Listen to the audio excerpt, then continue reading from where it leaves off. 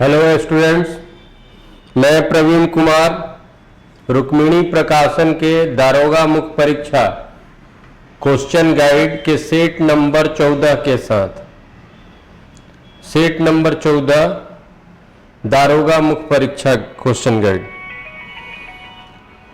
Set number 14 दारोगा मुख्य परीक्षा गाइड के जनरल स्टडीज के क्वेश्चंस को हम लोग डिस्कस करेंगे। और जनरल स्टडीज का जो क्वेश्चन है सेट 14 में वो 9 नंबर पर है। 9th नंबर का क्वेश्चन, पहला क्वेश्चन जीएस का 9th नंबर पर। और ये क्वेश्चन है 9वें सुल्तान जौहर कप का खिताब किस देश ने जीता। 9वें सुल्तान जौहर कप का खिताब किस देश ने जीता। ये जौहर कप जो है, सुल्तान जौहर कप, ये अंतर्राष्ट्रीय एक कप है और हॉकी से संबंधित हॉकी का कप है। एक हॉकी का अंतर्राष्ट्रीय कप सुल्तान जौहर कप और इसकी शुरुआत 2011 से हुई है और 2019 में ये 9वां कप रहा। तो 9वें सुल्तान जौहर कप का खिताब किस देश ने जीता है। 2019 का, यानी 2019 का सुल्तान जौहर कप का खिताब किस देश के नाम गया, तो वो ब्रिटेन। और ब्रिटेन ने फाइनल में भारत को हराकर 9वां सुल्तान जौहर कप का खिताब जीता। तो 9 नंबर क्वेश्चन का आंसर हुआ ब्रिटेन। क्वेश्चन नंबर 9 का आंसर हुआ ब्रिटेन और ब्रिटेन डी ऑप्शन पर है, तो 9 का डी। नेक्स्ट क्वेश्चन यानी क्वेश्चन नंबर 10, विश्व आर्थिक मंच के वैश्विक प्रतिस्पर्धा सूचकांक के अंतर्गत स्वस्थ जीवन की संभावना के मामले में भारत का कौन सा स्थान रहा है। विश्व आर्थिक मंच के द्वारा जो स्वास्थ्य के क्षेत्र में स्वस्थ जीवन की संभावना का जो लिस्ट जारी किया गया, उसमें भारत का स्थान कौन सा रहा है, तो 109वां स्थान भारत का रहा है। तो 10 का आंसर आपका बी। 10 का आंसर, क्वेश्चन नंबर 10 का आंसर बी, 109वां स्थान। और 11 नंबर क्वेश्चन है, भारत और जापान के बीच साझा युद्धाभ्यास शिन्यू मैत्री हाल ही में किस राज्य में आयोजित किया गया, तो पश्चिम बंगाल। तो 11 का answer A, Paschim Bengal. Next question इसमें 12 नंबर पर है, हाल ही में प्रकाशित एवं चर्चित how to avoid a climate disaster शीर्षक पुस्तक के लेखक कौन है। पुस्तक है how to avoid a climate disaster, how to avoid a climate disaster. इस पुस्तक के राइटर कौन है, बिल गेट्स। तो 12 का आंसर सी, 12 का आंसर सी याद करना होगा। How to avoid a climate disasters पुस्तक किसके द्वारा लिखी गई है, रिसेंट पुस्तक है, तो बिल गेट्स के द्वारा लिखी हुई पुस्तक है how to avoid a climate disaster. और 13 नंबर क्वेश्चन है, निम्नांकित में किस राज्य में ग्रीष्म गिलहरी वन्य जीव अभ्यारण्य स्थित है। गिलहरी वन्य जीव अभ्यारण्य, गिलहरी वन्य जीव अभ्यारण्य किस राज्य में, तो ये तमिलनाडु में है। तो 13 का आंसर तमिलनाडु और तमिलनाडु ऑप्शन ए पर है, 13 का आंसर ए। गिलहरी वन्य जीव अभ्यारण्य कहां, तमिलनाडु। और 14 नंबर क्वेश्चन है, प्रकाशिक तंतु निम्न में से किस सिद्धांत पर कार्य करता है। ऑप्टिकल फाइबर किस सिद्धांत पर कार्य करता है, प्रकाश के प्रकीर्णन पर, कि व्यतिकरण पर, कि अपवर्तन पर, कि पूर्ण आंतरिक परावर्तन पर। तो ये पूर्ण आंतरिक परावर्तन पर काम करता है। तो ऑप्टिकल फाइबर किस पर काम करता है, किस सिद्धांत पर काम करता है, ऑप्टिक्स के, तो पूर्ण आंतरिक परावर्तन पर। तो 14 का आंसर डी। और नेक्स्ट क्वेश्चन 15, निम्न में से कौन एक बौद्ध ग्रंथ 16 महाजनपदों का उल्लेख करता है? क्वेश्चन आएगा कि 16 महाजनपदों के नामों का उल्लेख किस साहित्य में है? तो बौद्ध साहित्य अंगुत्तर निकाय में, मुख्य रूप से बौद्ध साहित्य अंगुत्तर निकाय में। और यहां क्वेश्चन है कि कौन से बौद्ध ग्रंथ में 16 महाजनपदों का उल्लेख है? तो अंगुत्तर निकाय, अंगुत्तर निकाय। तो 15 का आंसर ए, 15 का आंसर ए, अंगुत्तर निकाय। बौद्ध साहित्य अंगुत्तर निकाय में 16 महाजनपदों के नामों का उल्लेख है, अंगुत्तर निकाय। और बौद्ध साहित्य जो मूल साहित्य, तो 3 पिटक है, सुत्त पिटक, विनय पिटक और अभिधम पिटक, और विनय पिटक के अंतर्गत ही अंगुत्तर निकाय है। तो बौद्ध ग्रंथ 16 महाजनपदों का उल्लेख कौन करता है? तो अंगुत्तर निकाय। तो आंसर ए हुआ। और नेक्स्ट क्वेश्चन 16 नंबर, दिल्ली का वह सुल्तान कौन था जिसने अपने संस्मरण लिखे, अपनी आत्मकथा लिखी? किस सुल्तान ने? दिल्ली सल्तनत के। तो दिल्ली का सुल्तान, दिल्ली सल्तनत में 5 वंश और उसमें तुगलक वंश का शासक फिरोज शाह तुगलक ने अपनी आत्मकथा लिखी। और फिरोज शाह तुगलक की आत्मकथा फतुहते फिरोज शाही, फतुहते फिरोज शाही। तो फतुहते फिरोज शाही का राइटर फिरोज शाह तुगलक। यहां क्वेश्चन है दिल्ली का वह सुल्तान कौन था जिसने अपने संस्मरण लिखे? तो फिरोज शाह तुगलक या फिरोज तुगलक। तो 16 का आंसर हम लोग का डी होता है, फिरोज तुगलक, फिरोज तुगलक।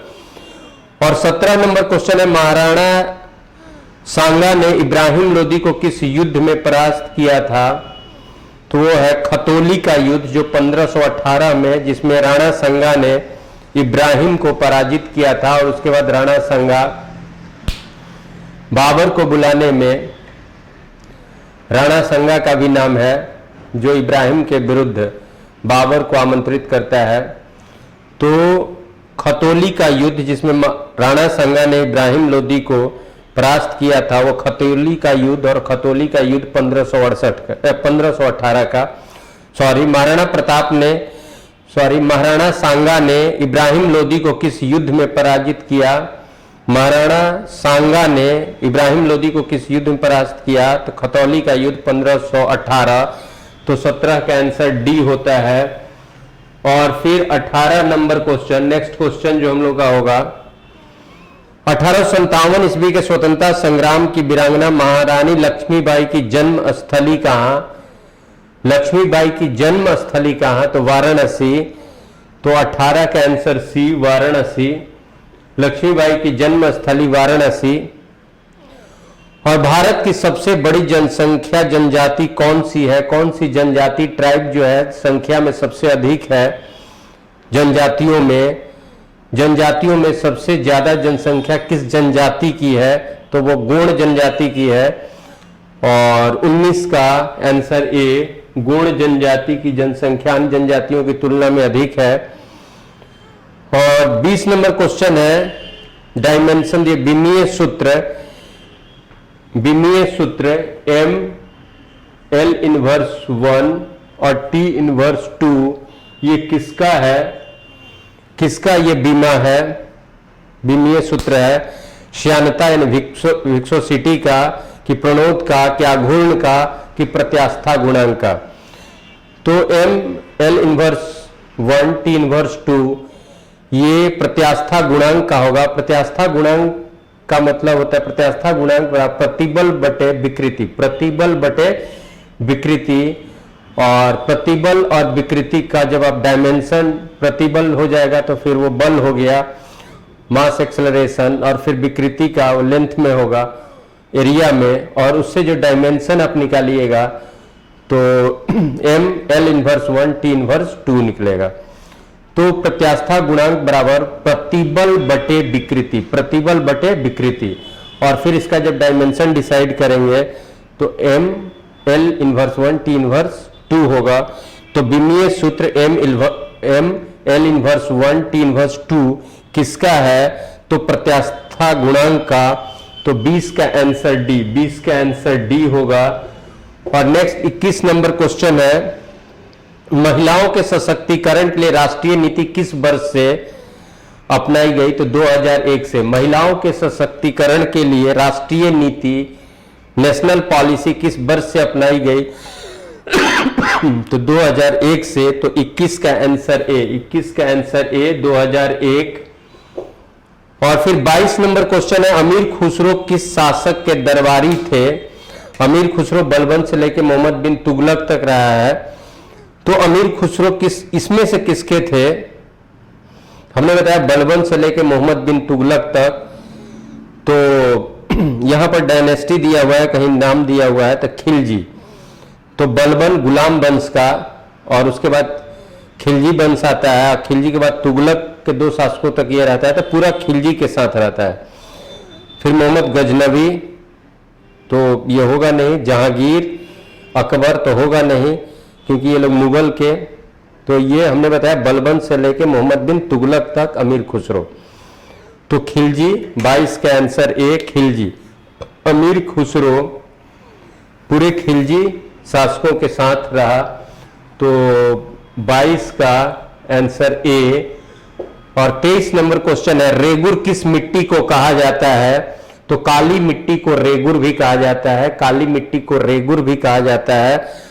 तो 23 का आंसर डी, 23 का आंसर डी। और फिर 24 नंबर है, यूरेनस सूर्य के चारों ओर परिक्रमा करने में कितना समय लेता है?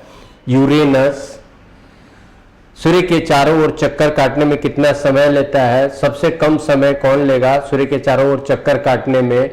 तो सबसे जो नजदीक का ग्रह है बुध। सूर्य के सबसे नजदीक का ग्रह बुध है। तो बुध का सूर्य के चारों तरफ चक्कर काटने में यानी परिभ्रमण काल जो है वो सबसे कम होता है।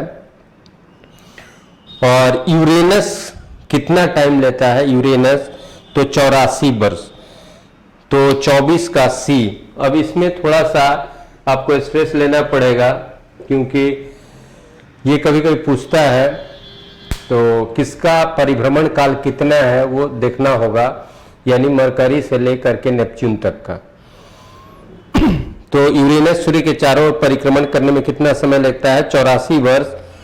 और 25 नंबर क्वेश्चन है, संसार का छत किसे कहते हैं? रूफ ऑफ द वर्ल्ड किसे कहते हैं? तो पामीर के पठार को संसार का छत कहते हैं। पामीर के पठार को संसार का छत कहते हैं।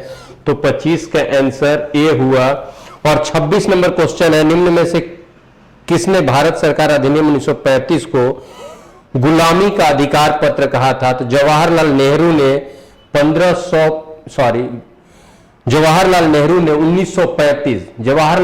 1935 के अधिनियम को गुलामी का अधिकार पत्र कहा था। गुलामी का अधिकार पत्र कहा था।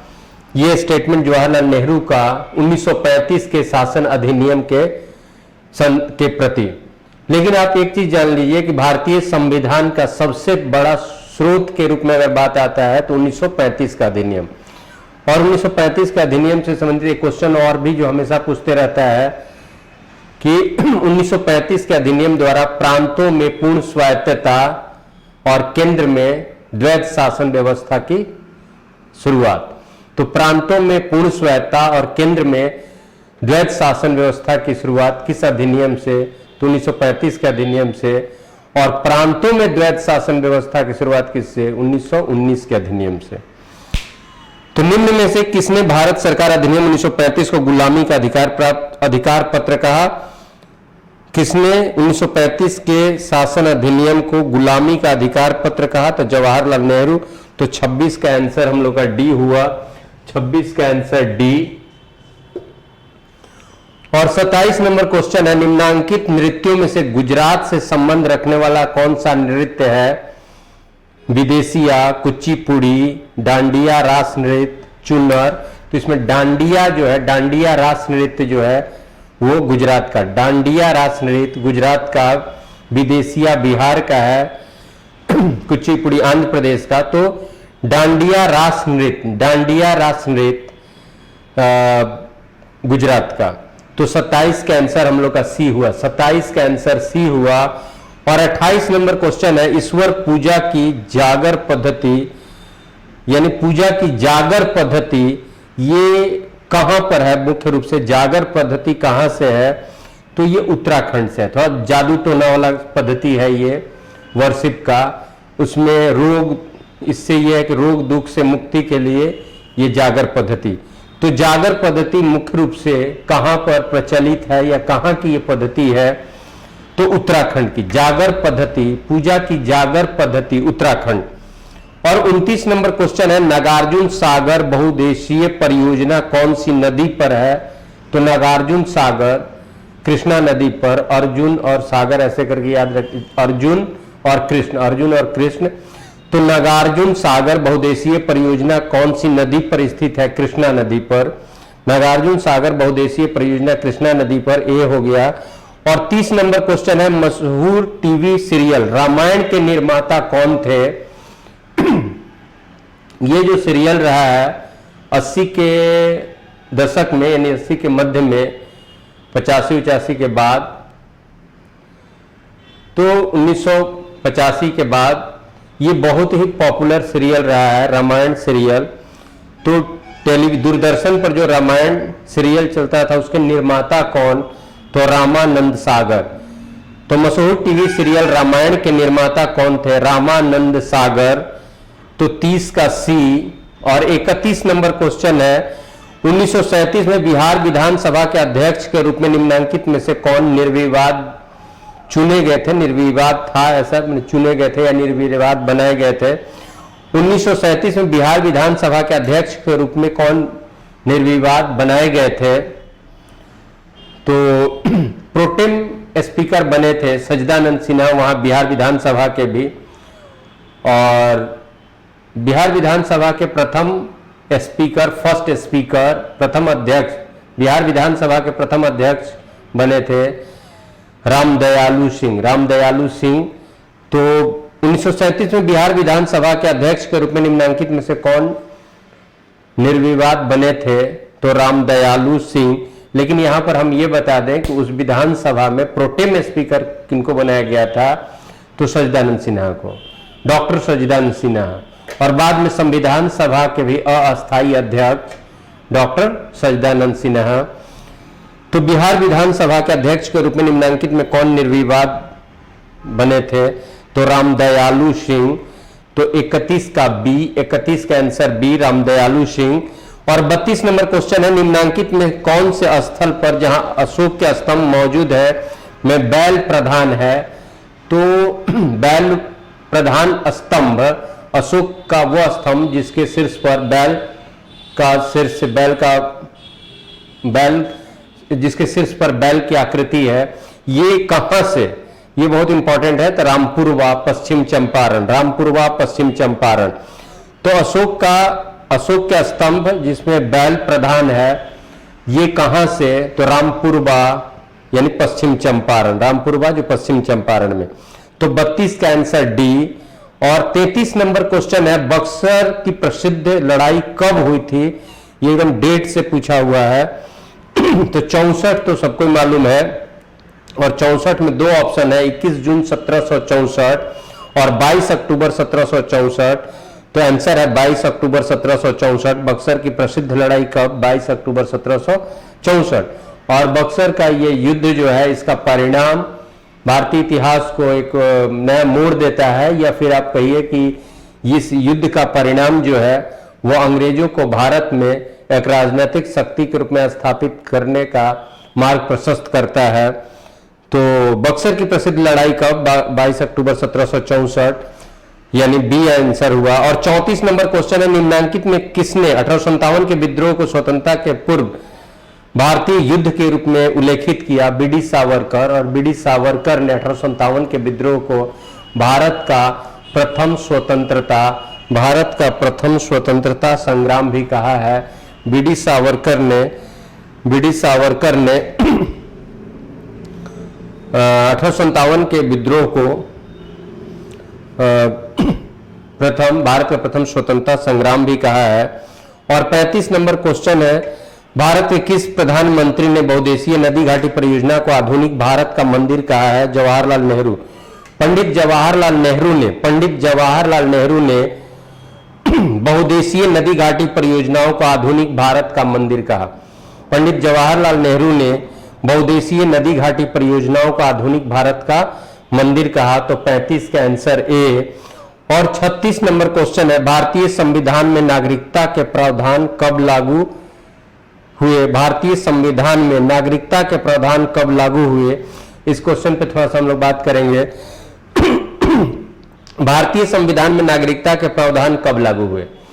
भारतीय संविधान बन के तैयार हुआ 26, भारतीय संविधान पूर्ण रूप से बन के तैयार हुआ 26 नवंबर 1949 को।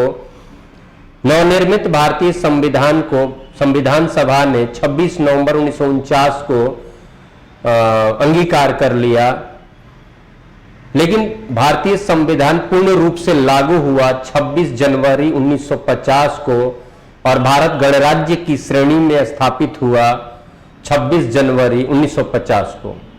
यानी हमारा संविधान पूर्ण रूप से एग्जीक्यूट हुआ, लागू हुआ 26 जनवरी 1950 को, लेकिन संविधान बन के तैयार हुआ था 26 नवंबर 1949 को। और इस दिन ही नवनिर्मित भारतीय संविधान के कुछ प्रावधानों को जो अति आवश्यक थे उन्हें 26 नवंबर 1949 को ही लागू कर दिया गया। तो इसलिए कहा जाता है कि आंशिक रूप से भारतीय संविधान कब लागू हुआ, आंशिक रूप से पार्शियली कब लागू हुआ? तो 26 नवंबर 1949 को। और पूर्ण रूप से भारतीय संविधान कब लागू हुआ? 26 जनवरी 1950 को। यह क्वेश्चन है कि भारतीय संविधान कब लागू हुआ? तो 26 जनवरी 1950 को। लेकिन आंशिक जब लगाएगा, आंशिक रूप से कब लागू हुआ, यानी उसके कुछ प्रोविजन किस दिन शुरू में ही लागू हो गए थे? 26 नवंबर 1949 को। और उन कुछ प्रोविजंस में जैसे नागरिकता, निर्वाचन, अंतरिम संसद, आपात उपबंध, ये सब 26 नवंबर 1949 को एग्जीक्यूट हुए थे और उसमें नागरिकता भी था। इसलिए ये क्वेश्चन है कि भारतीय संविधान में नागरिकता के प्रावधान कब लागू हुए? तो 26 नवंबर 1949 से ही लागू हो गए। तो 36 का आंसर बी, 36 का आंसर बी जो है 1949 लिखा हुआ है। तो क्वेश्चन नंबर 36 का आंसर 1949 यानी आंशिक रूप से संविधान 26 नवंबर 1949 को ही लागू हुआ था। और उसमें कौन कौन प्रोविजन लागू हुआ था ये इंपॉर्टेंट है। और उसमें एक नागरिकता भी था। तो नागरिकता से संबंधित प्रोविजन यानी नवनिर्मित भारतीय संविधान में जो नागरिकता का प्रोविजन था वो 26 नवंबर 1949 को ही लागू कर दिया गया था। तो 36 का आंसर बी। अब 37 नंबर क्वेश्चन है, भारत में बाहरी आक्रमण तथा सशस्त्र विद्रोह, भारत में बाहरी आक्रमण अथवा सशस्त्र विद्रोह के कारण भारत के राष्ट्रपति द्वारा राष्ट्रीय आपात की घोषणा करने की जो अधिकार है, घोषणा किसके अंतर्गत की जाती है? तो अनुच्छेद 352। सिंपल क्वेश्चन है।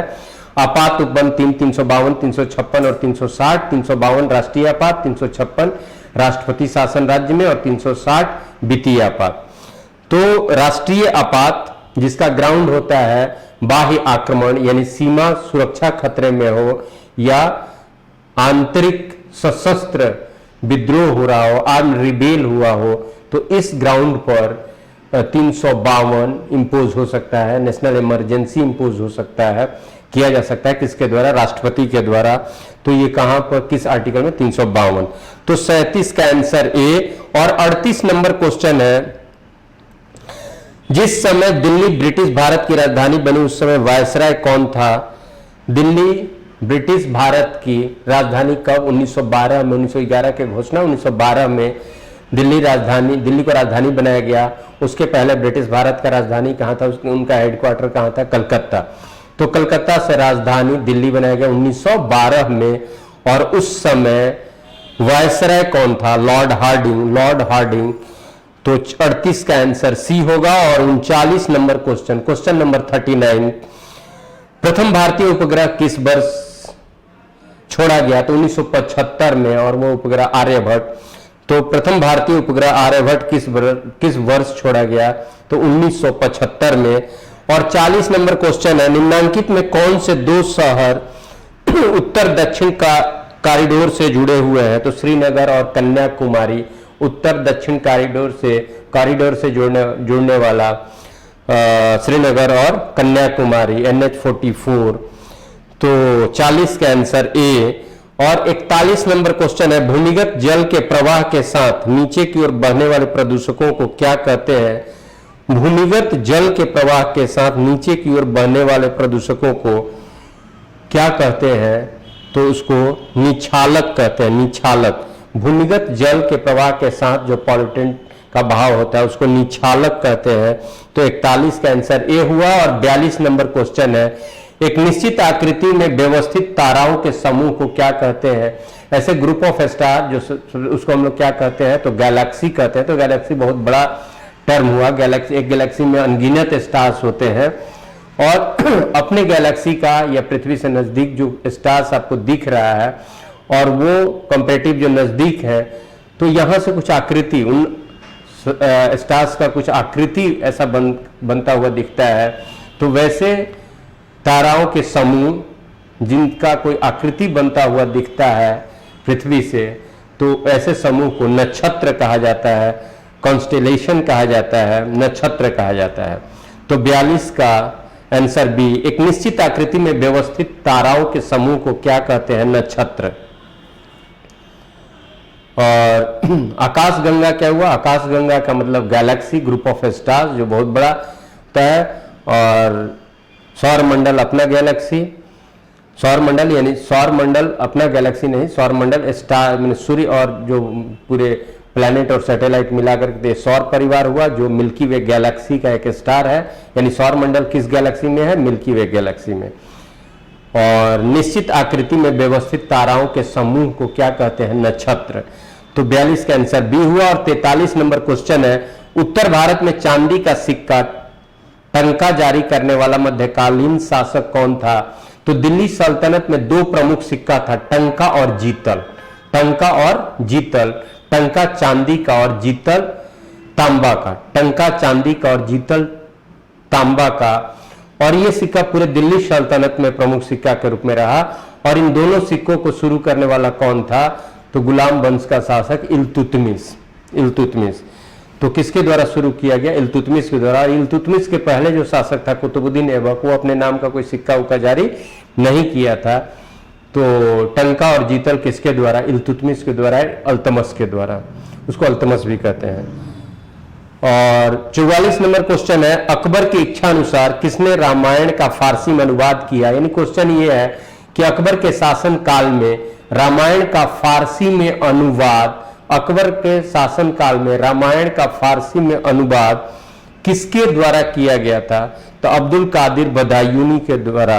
अब्दुल कादिर बदायूनी के द्वारा।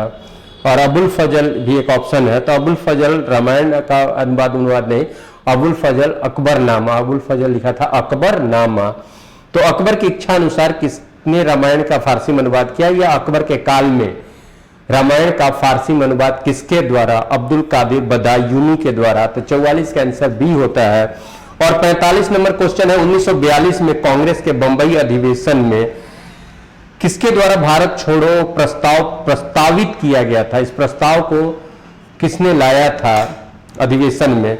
तो जवाहरलाल नेहरू द्वारा। 1942 में कांग्रेस के बंबई अधिवेशन में, कांग्रेस के विशेष अधिवेशन था, वो कार्यकारिणी का अधिवेशन था, क्योंकि उस समय तो कांग्रेस का 40 से 46 तक वार्षिक अधिवेशन हुआ ही नहीं है। तो 1942 में कांग्रेस के बंबई अधिवेशन में, यानी कार्यकारिणी के अधिवेशन में, कांग्रेस के कार्यकारिणी के अधिवेशन में भारत छोड़ो प्रस्ताव किसके द्वारा लाया गया था? तो जवाहरलाल नेहरू द्वारा। तो 45 का आंसर ए हुआ। और 46 नंबर क्वेश्चन है, किस राज्य का सचिवालय भवन राइटर्स बिल्डिंग के रूप में नाम जाना जाता है? तो पश्चिम बंगाल। पश्चिम बंगाल राज्य के सचिवालय भवन का नाम राइटर्स बिल्डिंग है, या राइटर्स बिल्डिंग के रूप में पश्चिम बंगाल के सचिवालय भवन को जाना जाता है, राइटर्स बिल्डिंग, पश्चिम बंगाल। और 47 नंबर क्वेश्चन है, जिस समिति ने लोकतांत्रिक विकेंद्रीकरण और पंचायती राज की सिफारिश की, उसका सभापति कौन थे? इसमें से है तो बलवंत राय मेहता। बलवंत राय मेहता समिति। और पंचायती राज व्यवस्था के लिए एक और समिति बाद में जनता पार्टी की सरकार के समय गठित थी, वो है अशोक मेहता समिति। तो पंचायती राज व्यवस्था यानी ग्रामीण क्षेत्रों में स्थानीय स्वशासन की व्यवस्था को पंचायती राज व्यवस्था कहते हैं। और शुरू में कौन समिति? बलवंत राय मेहता समिति। और बलवंत राय मेहता समिति की सिफारिश थी या रिकमेंडेशन था, त्रिस्तरीय पंचायती राज व्यवस्था, और अशोक मेहता समिति का सिफारिश था द्विस्तरीय पंचायत राज व्यवस्था, और बाद में लागू रहा त्रिस्तरीय बलवंत राय मेहता समिति। तो यहाँ है कि 47 नंबर, जिस समिति ने लोकतांत्रिक विकेंद्रीकरण और पंचायती राज्य की सिफारिश की उसका सभापति कौन था, यानी शुरू के यही थे, तो सभापति बलवंत राय मेहता, और त्रिस्तरीय व्यवस्था पंचायती राज का। नेक्स्ट क्वेश्चन है, पंचायत समिति के सदस्य किसके द्वारा चुने या मनोनीत किए जाते हैं, तो सी ऑप्शन है, प्रत्यक्ष रूप से जनता द्वारा निर्वाचित किए जाते हैं, तो 48 का आंसर सी।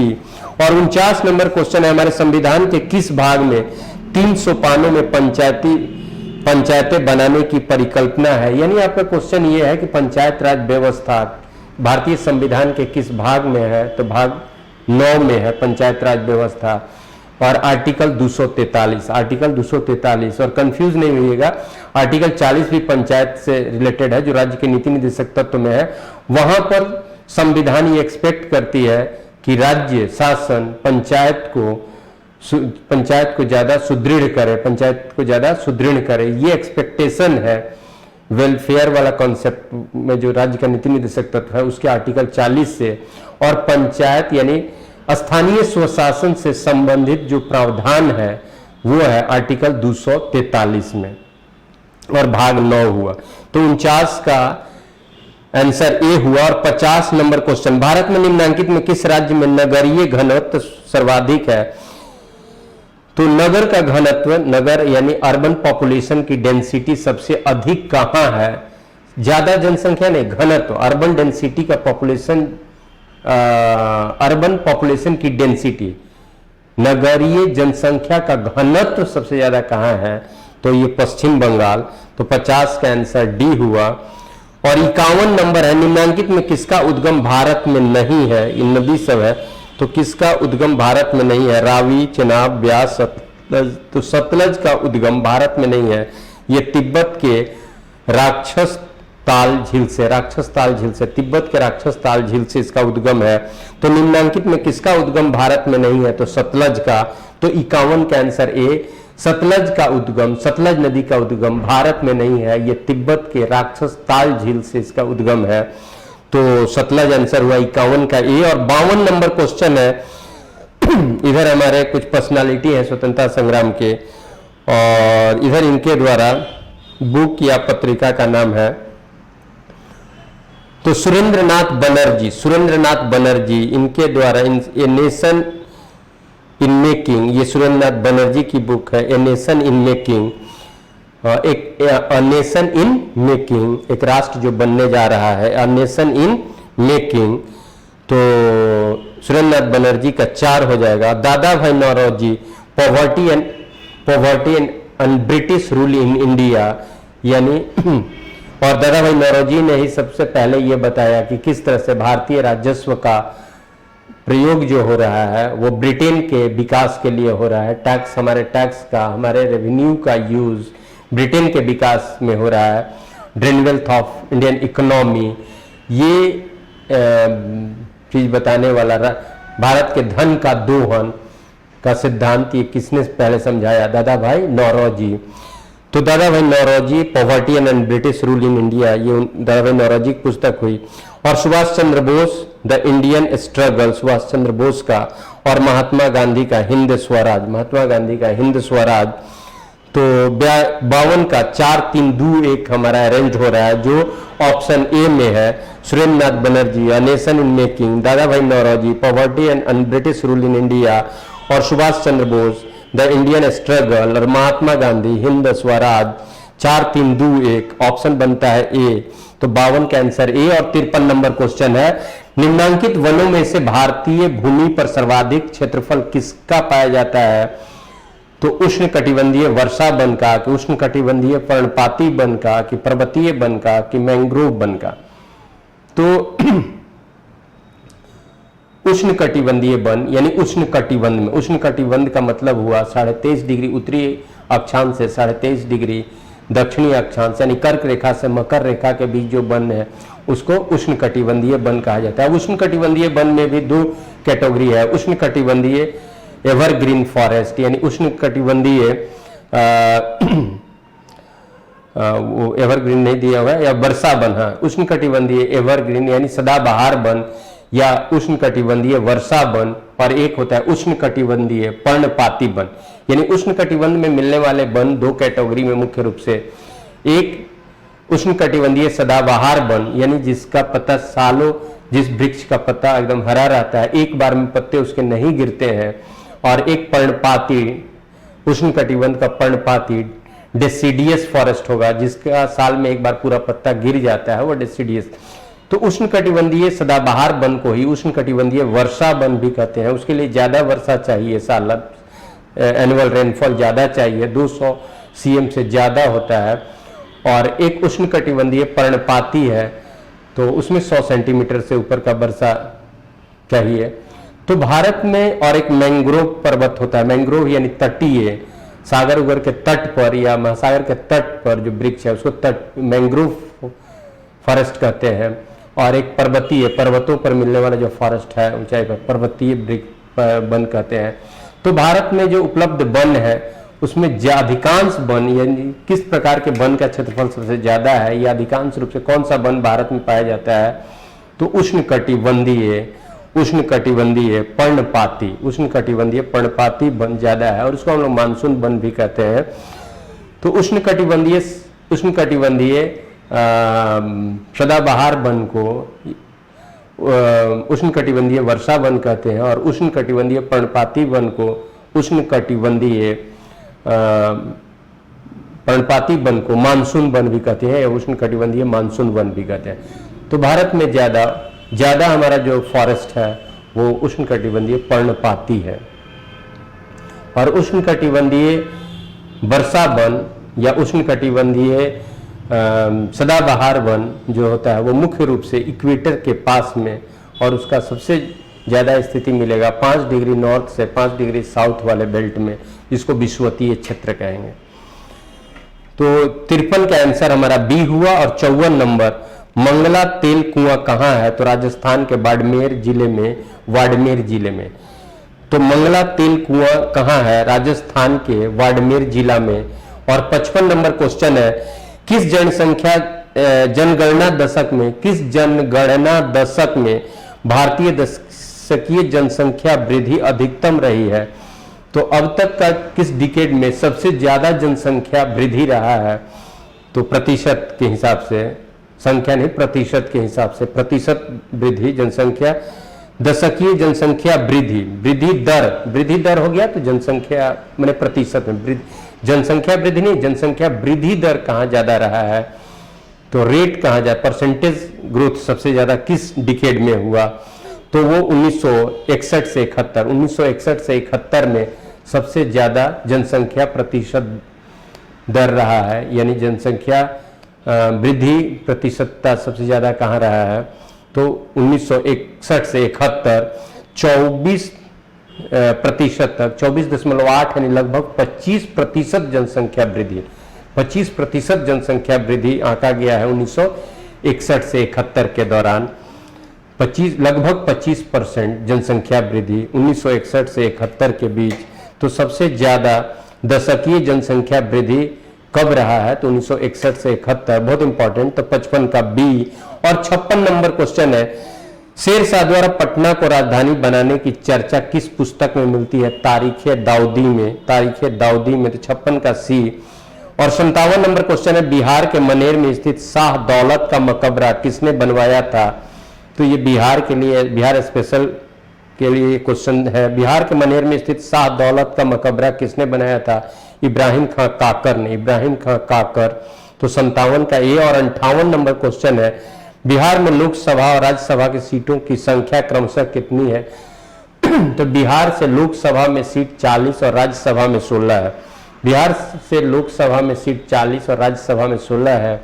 और बिहार विधानमंडल की अगर बात करें तो बिहार विधानसभा की टोटल सीट संख्या 243 और विधान परिषद की कुल सीट संख्या 75 है, 75। तो अब 59 नंबर क्वेश्चन है, बायोगैस में मुख्यतः होता है, बायोगैस में मुख्य रूप से क्या होता है, तो सीधे आंसर वाला हम पढ़ रहे हैं, कार्बन डाइऑक्साइड एवं मीथेन, बायोगैस में मुख्य रूप से कार्बन डाइऑक्साइड एवं मीथेन। और 59 नंबर क्वेश्चन है, सूर्य के प्रकाश के अदृश्य रंग से प्रकाश संश्लेषण किया जाता है, तो जो अदृश्य जो रंग प्रकाश, सूर्य के प्रकाश के अदृश्य भाग से प्रकाश संश्लेषण, अदृश्य भाग से प्रकाश संश्लेषण किसके द्वारा होगा? तो फंगी के द्वारा होता है। फंगी के द्वारा प्रकाश संश्लेषण अदृश्य सूर्य प्रकाश के अदृश्य किरणों द्वारा होता है, अदृश्य अंश से होता है।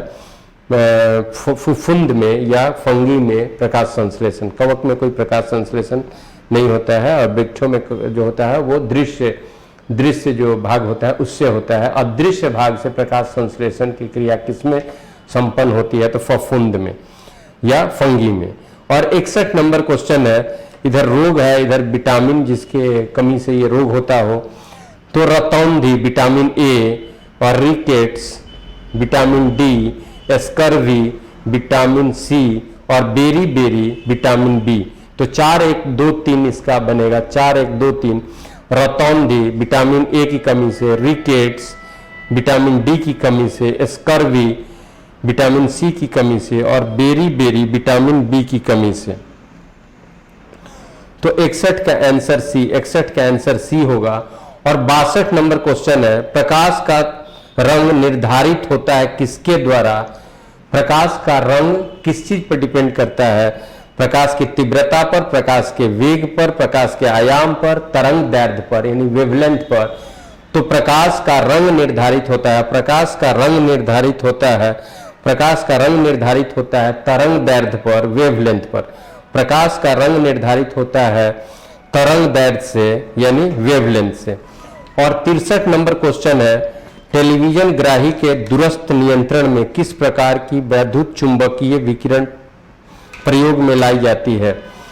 टेलीविजन ग्राही के दूरस्थ नियंत्रण में किस प्रकार का, यानी रिमोट से जो कंट्रोल होता है उसमें किस प्रकार की विद्युत चुंबकीय विकिरण प्रयोग में लाई जाती है? तो इंफ्रारेड।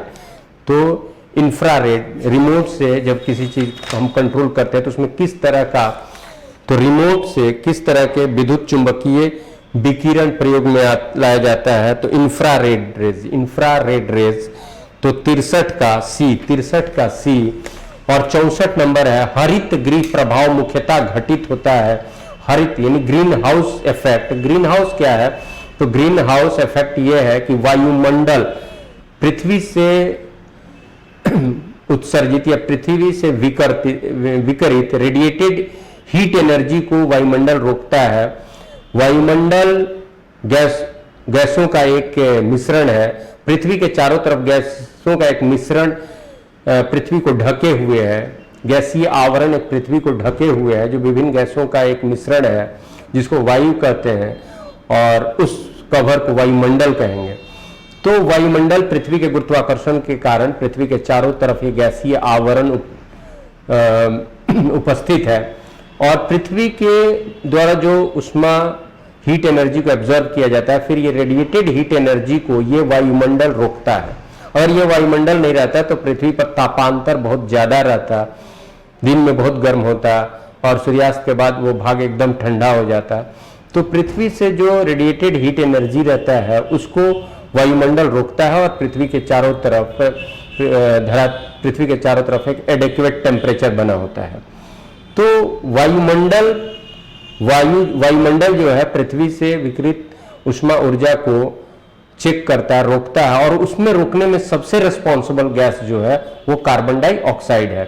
और इस प्रभाव को ही ग्रीन हाउस इफेक्ट कहते हैं। तो ग्रीन हाउस इफेक्ट, पृथ्वी के चारों तरफ ग्रीन हाउस इफेक्ट जो है उसके लिए सबसे उत्तरदायी गैस कौन है? Carbon dioxide. ये ग्रीन हाउस इसलिए कि ठंडे प्रदेशों में जहां सूर्य की किरणें बहुत कम पड़ती हैं, जहां गर्मी बहुत कम हो, वहां पर प्लांट उगाने के लिए लोग हाउस का यानी ग्लास का हाउस बनाता है, शीशा का घर बनाता है और उसमें प्लांट लगाता है। सूर्य की किरणें कुछ देर के लिए भी अगर आई तो वो शीशा के घर में जो मैंने उसमें जो अंदर में जो वायु है वो गर्म हो गया और प्लांट को एक एडिक्वेट टेम्परेचर मिल जाता है।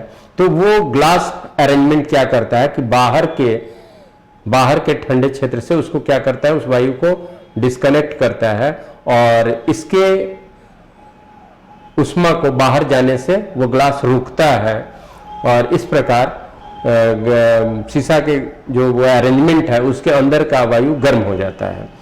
ठीक उसी तरह से काम हमारा वायुमंडल कर रहा है कि पृथ्वी से जो विकृत उष्मा है उसको ऊपर जाने से रोकता है और पृथ्वी के चारों तरफ वो एक एडेक्वेट टेम्परेचर बना रहता है। और इसमें सबसे बड़ी भूमिका किसका है, कार्बन डाइऑक्साइड को है, इसलिए इसमें कार्बन डाइऑक्साइड को ग्रीन हाउस गैस के रूप में जाना जाता है। तो हरित गृह प्रभाव मुख्यतः घटित होता है वायुमंडल में कार्बन डाइऑक्साइड की उपस्थिति के कारण, मुख्यतः घटित होता है वायुमंडल में कार्बन डाइऑक्साइड की उपस्थिति के कारण, इसलिए 64 का आंसर ए होता है। और 65 नंबर क्वेश्चन है, एंटीबायोटिक औषधि पेनिसिलिन की खोज किसने किया था? तो एंटीबायोटिक पेनिसिलिन की खोज किसने किया था? तो अलेक्जेंडर फ्लेमिंग ने पेनिसिलिन की खोज अलेक्जेंडर फ्लेमिंग के द्वारा। तो 65 का आंसर सी हो रहा है। और 66 नंबर क्वेश्चन है, रतौंधी किस विटामिन की कमी से होता है? तो विटामिन ए की कमी से, और रतौंधी विटामिन ए की कमी से होता है। और फिर विटामिन बी से तो बेरी बेरी, विटामिन सी से मुख्य रूप से स्कर्वी की, और विटामिन डी की कमी से रिकेट्स।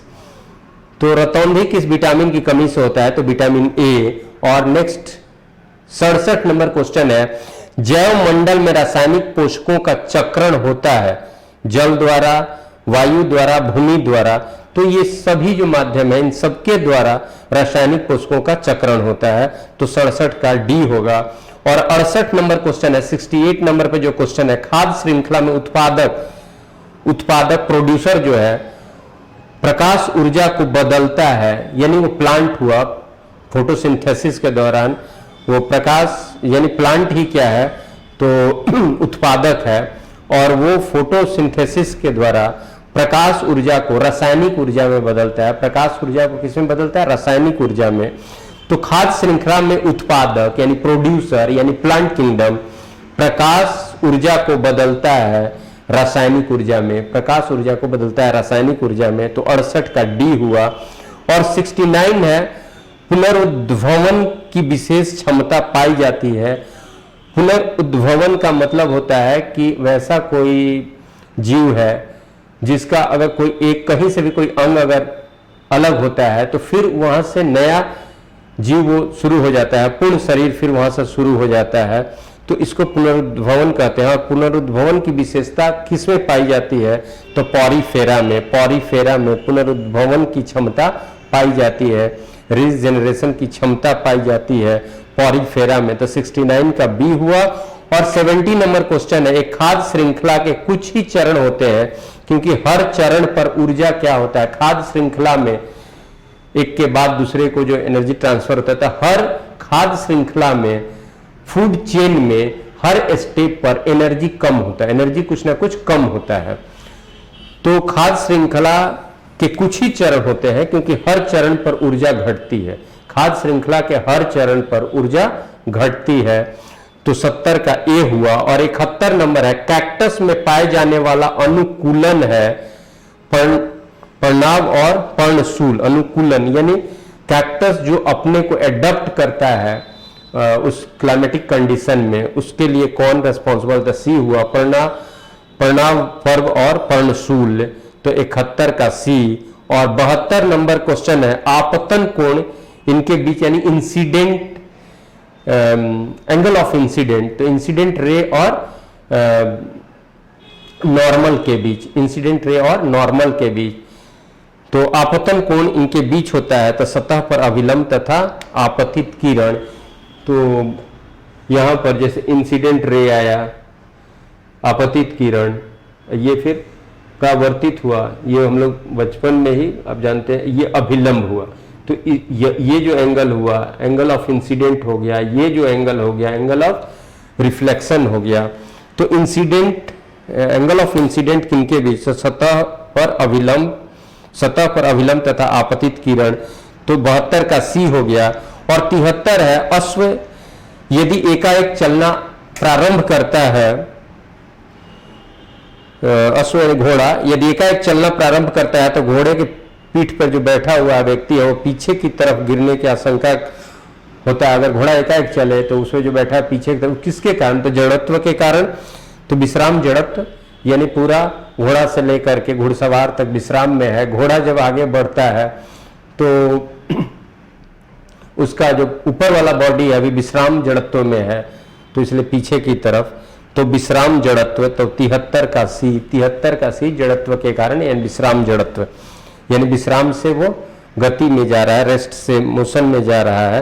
तो 73 का सी विश्राम जड़त्व। और 74 नंबर क्वेश्चन है, किसी प्रतिरोध से प्रवाहित होने वाला विद्युत धारा के कारण उत्पन्न उष्मा,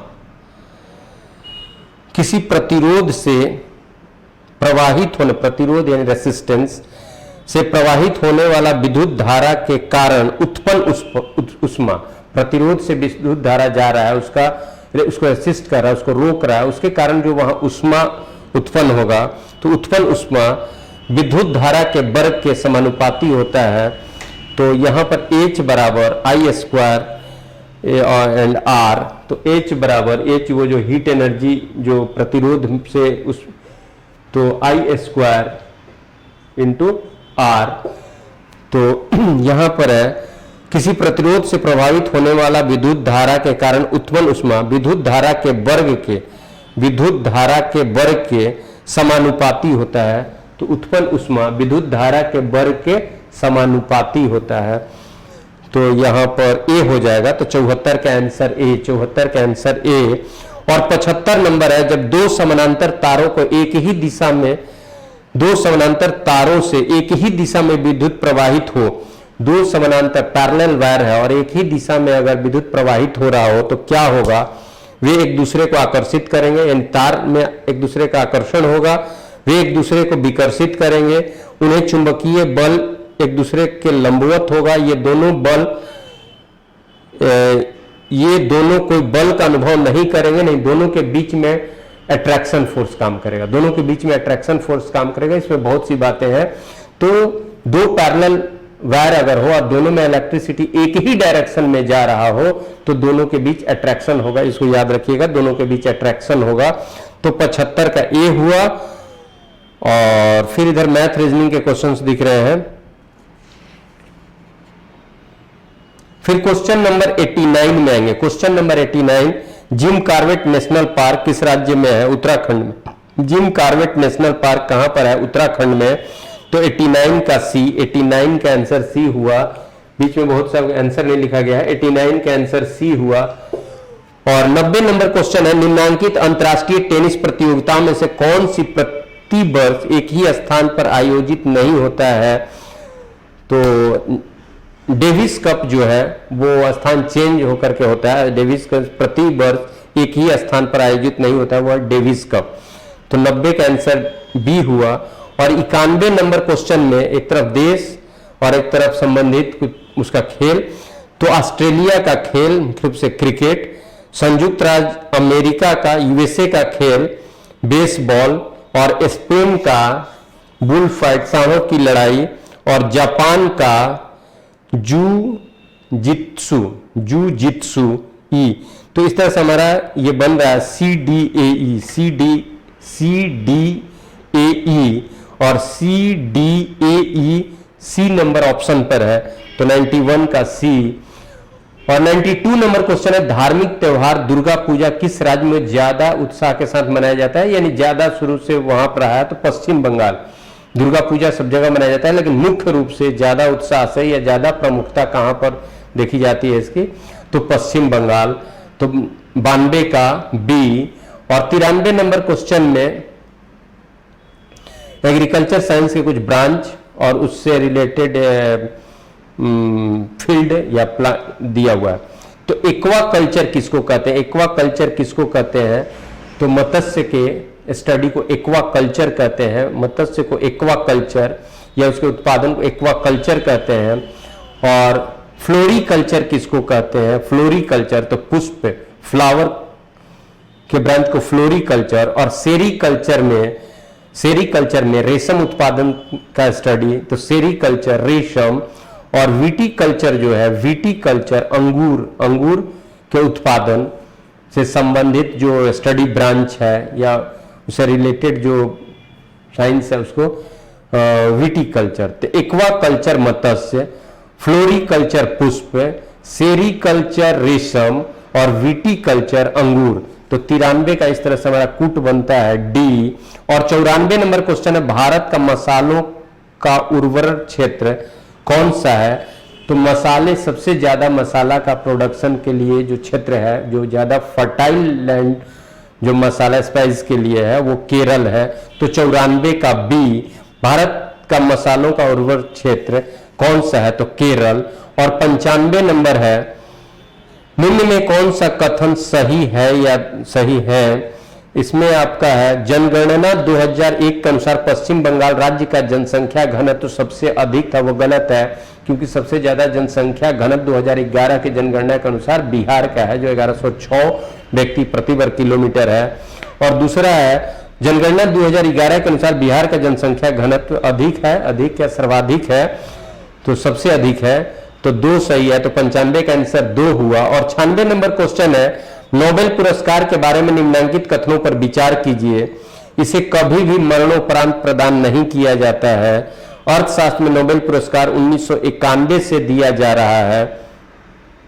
2 स्टेटमेंट है, तो पहला तो सही है, इसे कभी भी मरणोपरांत नहीं दिया गया है। और दूसरा, अर्थशास्त्र का नोबेल पुरस्कार जो 1991 से दिया जा रहा है वो गलत है, 1969 से ये दिया जा रहा है, तो दूसरा गलत हुआ। तो उपर्युक्त में से कौन सत्य है, तो सिर्फ ए हुआ, तो 96 का ए। और 97 नंबर क्वेश्चन है निम्नलिखित में कौन सा देश संयुक्त राष्ट्र संघ का अंतिम सदस्य देश है, यानी संयुक्त राष्ट्र संघ में शामिल होने वाला अंतिम देश कौन है, तो दक्षिणी सूडान। दक्षिणी सूडान अंतिम मेंबर हुआ यूएनओ का, दक्षिण सूडान। और यूएनओ के कुल सदस्य संख्या 193 है, 193 सदस्य है।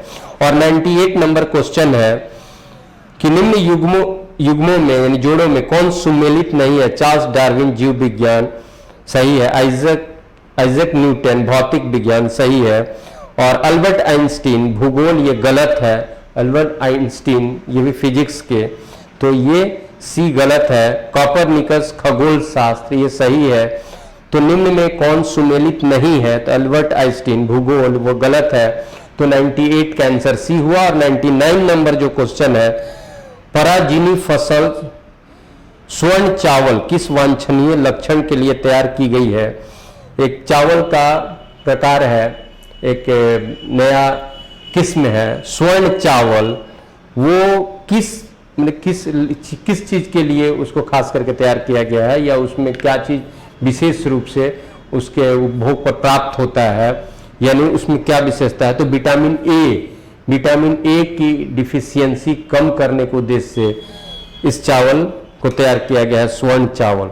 तो स्वर्ण चावल किस वांछनीय लक्षण के लिए तैयार की गई है, तो विटामिन ए के लिए, विटामिन ए की उपलब्धता के लिए।